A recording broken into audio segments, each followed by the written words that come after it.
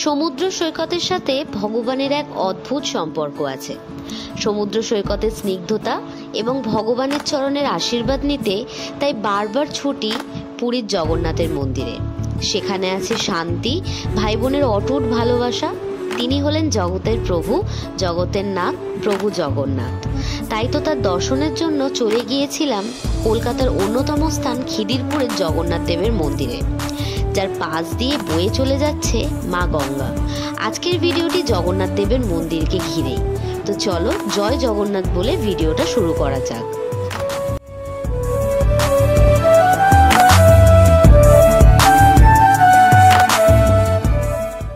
Hello সকলে কেমন আছো? আশা করি খুব ভালো আছো। ব্লগিফাই অ্যান্ড মোড়ের আরেকটা নতুন ব্লগ নিয়ে তোমাদের সামনে চলে এসেছি।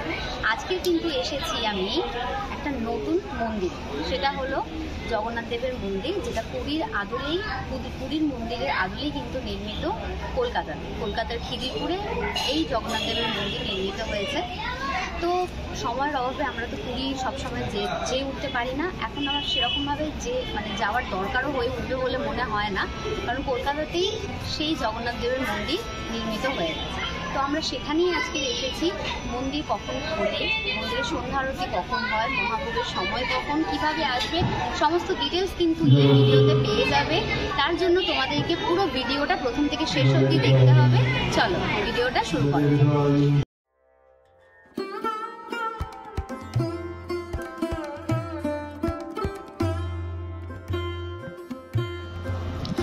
মন্দির প্রাঙ্গণে প্রবেশের পূর্বেই ডান দিকে আছে মা বটমঙ্গলার মন্দির, যেখানে মা বটমঙ্গলা সুসজ্জিতভাবে বিরাজমান।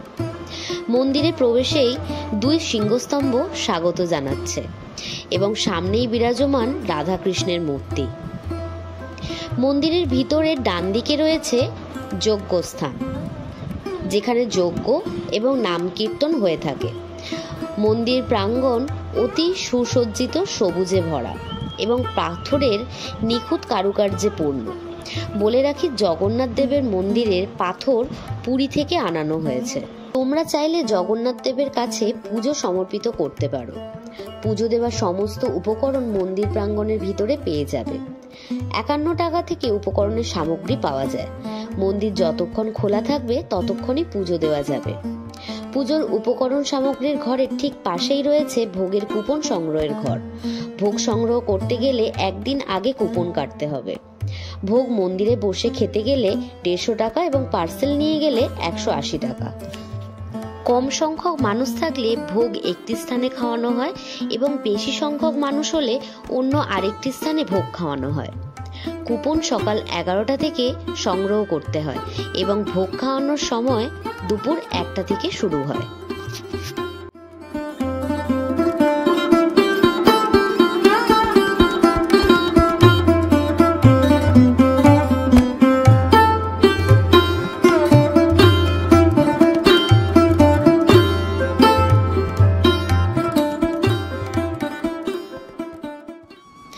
সিঁড়ি দিয়ে উঠেই এগিয়ে চলেছি মূল মন্দিরের দিকে। সমগ্র মন্দির চত্বর পাথরের নিখুঁত কারুকার্যে পূর্ণ। জগন্নাথ দেবের মূল কক্ষে দেখা মিলবে বিভিন্ন দেবদেবতার খোদাই করা মূর্তি, আর দেখা মিলবে জগতের নাথ প্রভু জগন্নাথ দেব, বলরাম দেব এবং দেবী সুভদ্রার, যা চন্দন কাঠের তৈরি এবং এই চন্দন কাঠ আনা হয়েছে উড়িষ্যা থেকে। পুরীর আদলে নির্মিত এই মন্দিরে সমস্ত পুজোর আচার আচরণ, নিয়ম নীতি পুরীর জগন্নাথ দেবের মন্দিরের নিয়ম মেনেই হয়।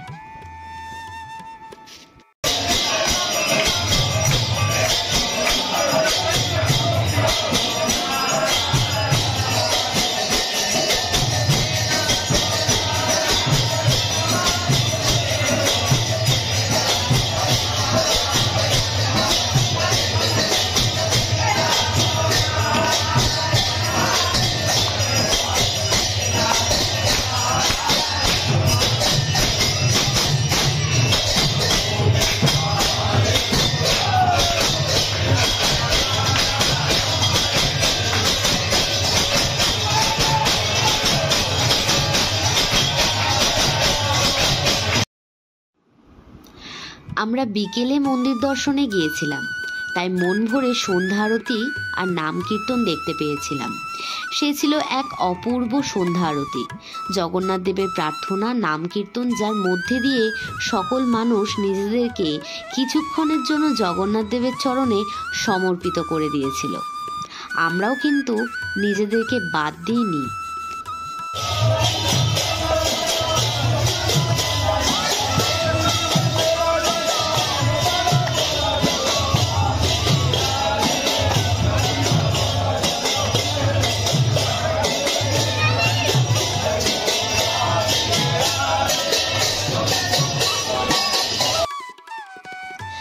সামনেই তো রথযাত্রা। যারা পুরী যেতে পারছো না তারা কিন্তু অনায়াসেই চলে আসতে পারো খিদিরপুরের জগন্নাথ দেবের মন্দিরে। এই মন্দিরে আসলে কিন্তু মন ভরে যাবে এইটুকু বলতে পারি।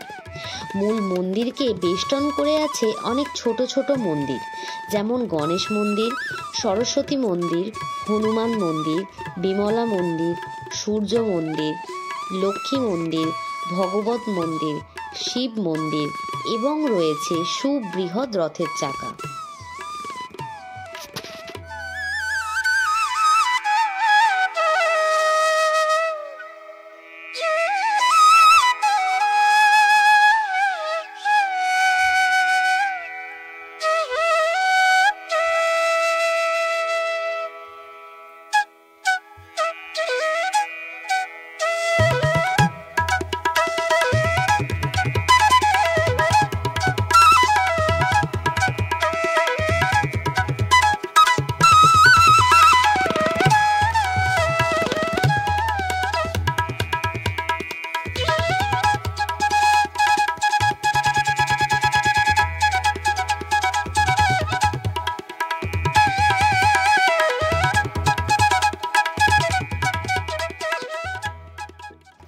জগন্নাথ দেবের মন্দিরে কিভাবে আসবে পুরো অ্যাড্রেসের ডিটেলস কিন্তু ডেসক্রিপশন বক্সে পেয়ে যাবে।